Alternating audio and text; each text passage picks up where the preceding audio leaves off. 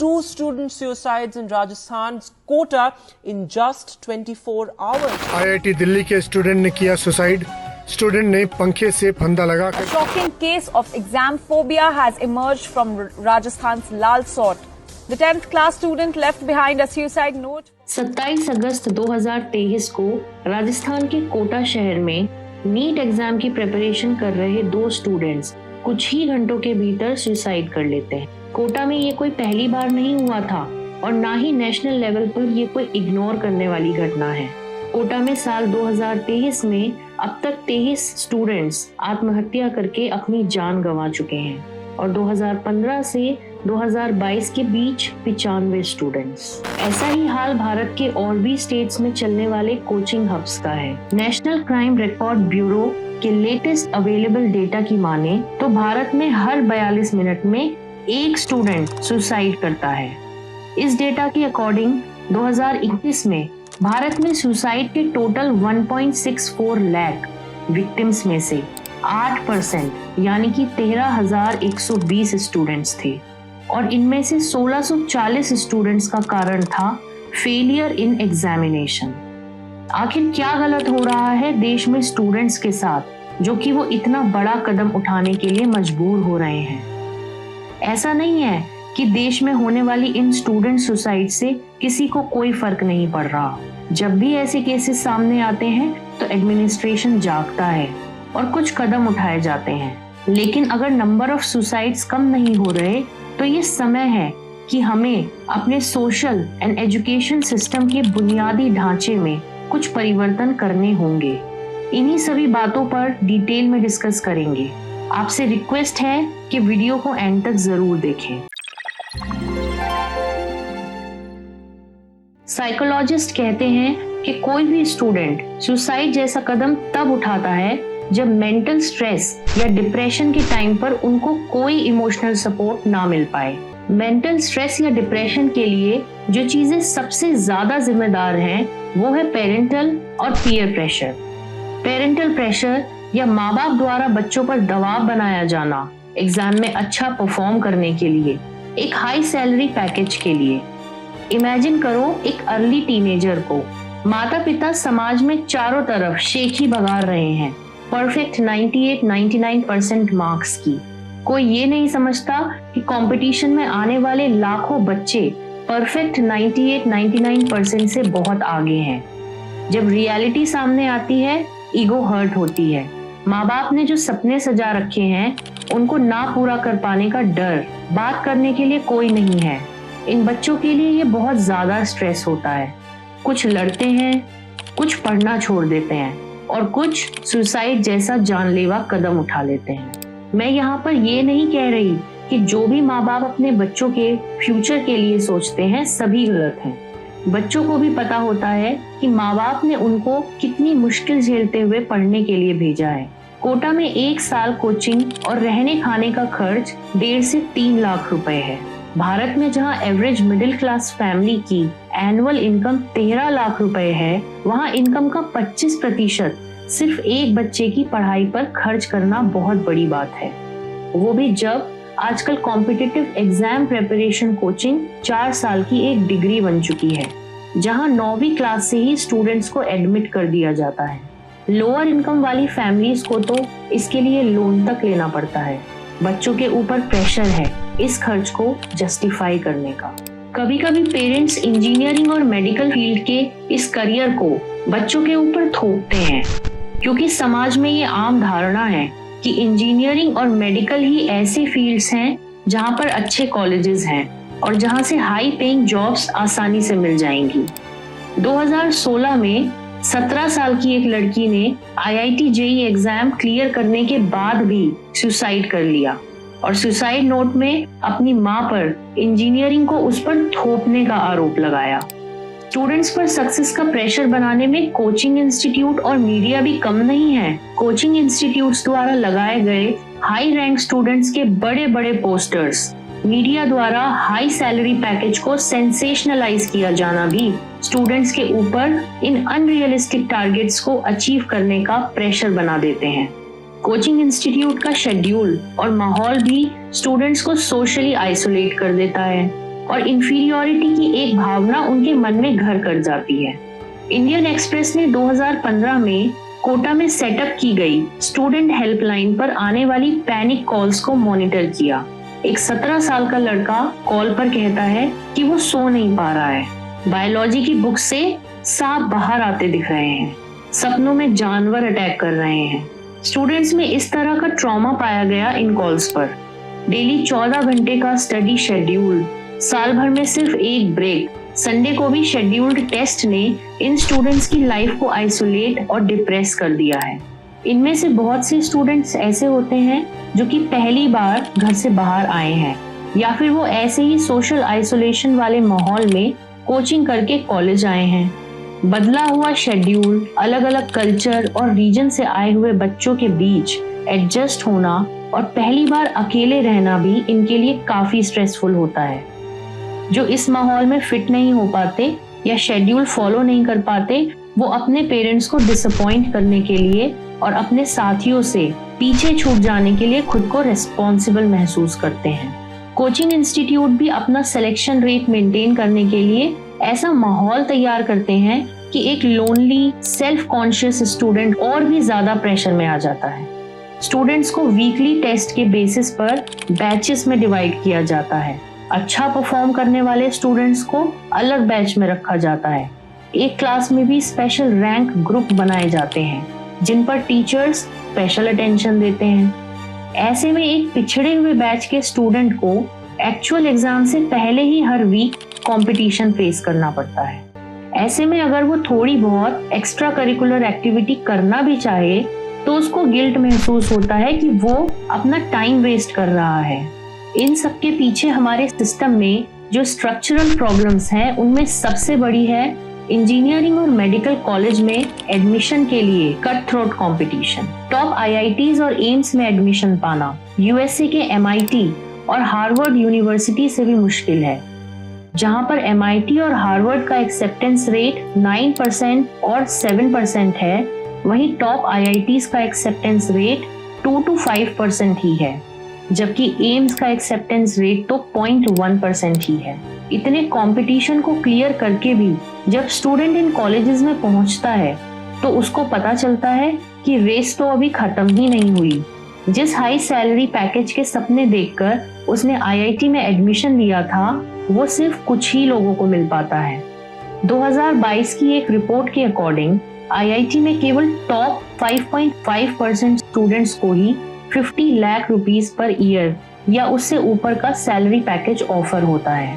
IIT के 50% students 10 से 16 लाख रुपए पर ईयर का सैलरी पैकेज ही हासिल कर पाते हैं, जो कि आज की इकोनॉमी के हिसाब से एक एवरेज सैलरी पैकेज है। 2016 में 717 इंडियन यूनिवर्सिटी स्टूडेंट्स पर किए गए सैंपल सर्वे में पाया गया कि उनमें से 53% स्टूडेंट्स अलग अलग डिग्री के डिप्रेशन में थे।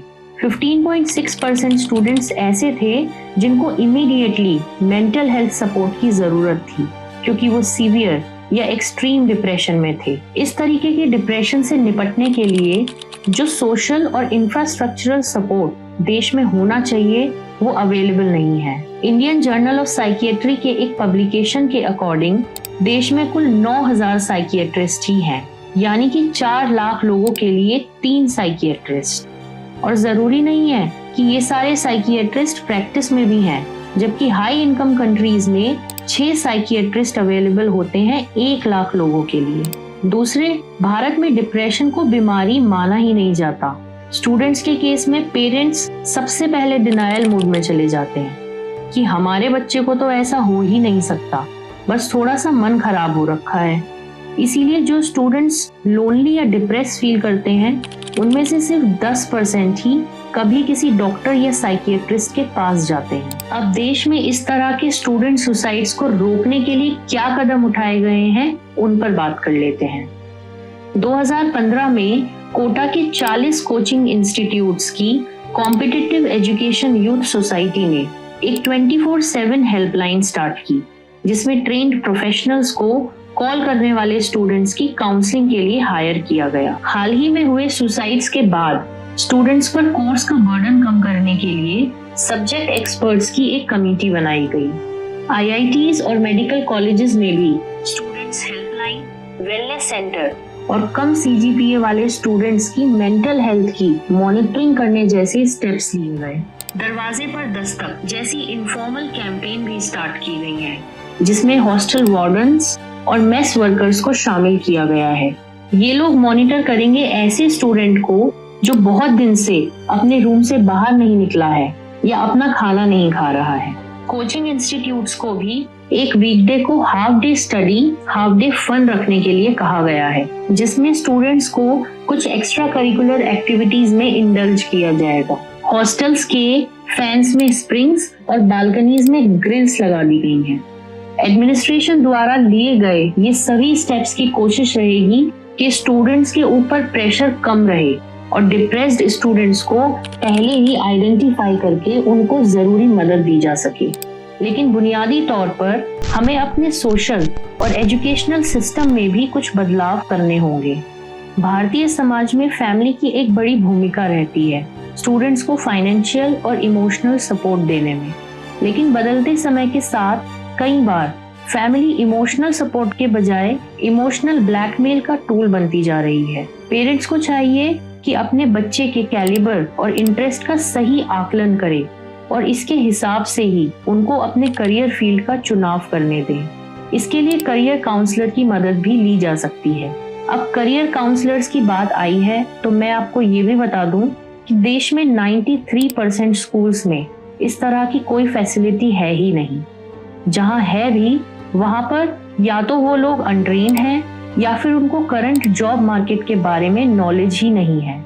इसका नतीजा ये होता है कि सब स्टूडेंट्स को एक ही तरीके का करियर या स्ट्रीम चुनने की सलाह दे दी जाती है। पेरेंट्स को ऐसा माहौल बनाना चाहिए कि बच्चे उनसे खुलकर अपनी बात रख सकें और अगर लगे कि बच्चा सही में मेंटली डिस्टर्ब्ड है या स्ट्रेस्ड है तो उसको सही हेल्प भी दी जानी चाहिए।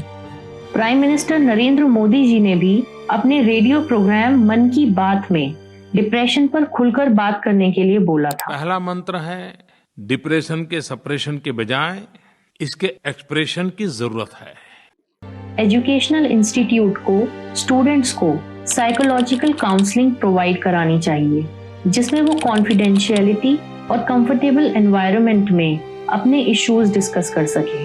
कॉलेजेस और कोचिंग इंस्टीट्यूट्स को बिजनेस मॉडल के साथ साथ एक ह्यूमन फेस भी रखने की जरूरत है, जिसमें वो अलग अलग क्षमता वाले बच्चों को उनके हिसाब से गाइडेंस दें और न सिर्फ IITs और गवर्नमेंट मेडिकल कॉलेजेस बल्कि उनके ऑल्टरनेट ऑप्शंस के बारे में भी जानकारी दी जाए। सिर्फ सक्सेस स्टोरीज ना सुनाकर उनके पीछे की स्ट्रगल और फेलियर को भी बताया जाए, जिससे स्टूडेंट किसी भी फेलियर से हताश ना हो।